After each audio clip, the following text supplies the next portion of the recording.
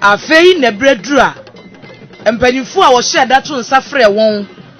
ene atitiriw no nyinaa ekɔkyea Asante hene ena afei ɔkyehene mampani nanado ne ho kafo enso ena etutu onkente fɛfɛ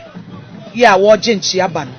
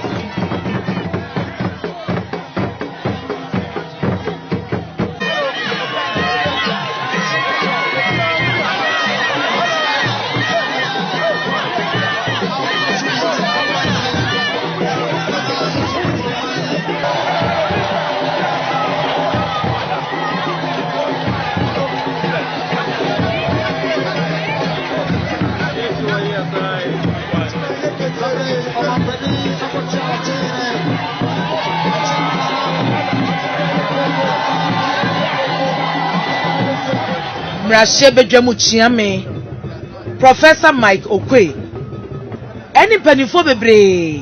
ena wode wani munyam ekotai dwobadie nachi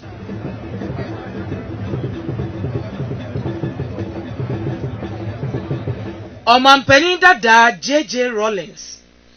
ene ne ho kafo nana kunadu Agyei Rollins afei ena wo mo so du won so a wo kwakyia otumfo adia ba ko aya na ye mefe wo mampani dada ya ne mra ni bi eye papa Agyei ho ene se woni ne ho kafo nam no mu du nipa mu a oye niema bi ma hunu se sabio o ekrachini na oyobi nso a okrokro na yire eni onya du nipa mu di a ni din no nya nana biem eye na ono nko ane se ne a wo nana no e de frɛ na yire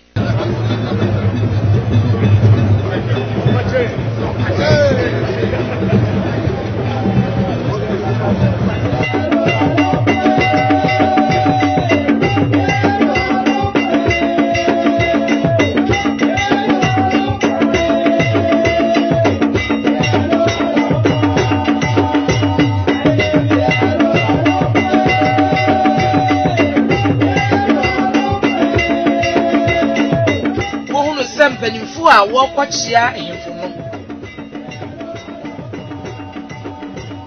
ebedru won so a na wasane won toma no afri wa beti apia de aba fom amamre no se wo hene tena se na wo kwakyia no a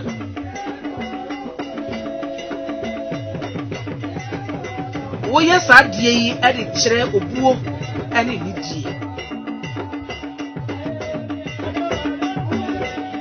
na sadwumadie yase no Okyehene osagefo amoatia foripani